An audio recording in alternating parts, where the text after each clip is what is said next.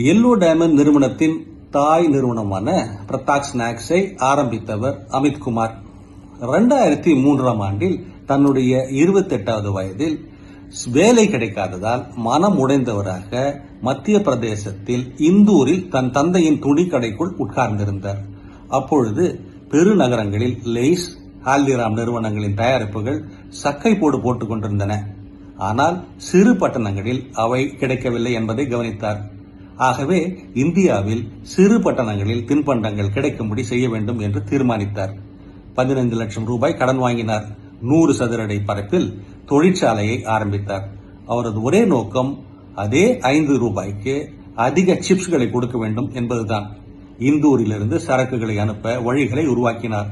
காசை 15% குறைப்பதற்காக பாக்கெட்டுகளை மறுபடியும் வடிவமைத்தார். ஆங்காங்கே உற்பத்தி நிலையங்களை ஆரம்பித்தார்.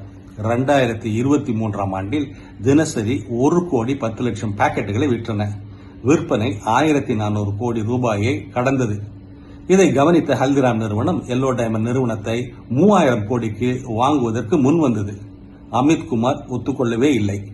இன்றைக்கு எல்லோ டைமண்ட் உள்ளூரிலேயே வளர்ந்து ஃபாஸ்ட் மூவிங் கன்சியூமர் குட்ஸ், அதாவது FMCG ஆக உள்ளது. எல்லோரும் போகும் திசைக்கு எதிர் திசையில் அமித்குமார் சென்றதே அவருடைய வளர்ச்சிக்கு வாய்ப்பாக அமைந்தது. இது போன்ற சிந்தனைகளுக்கு தமிழ் பூமர் அபிஷியல் சேனலை சப்ஸ்கிரைப் செய்யுங்கள்.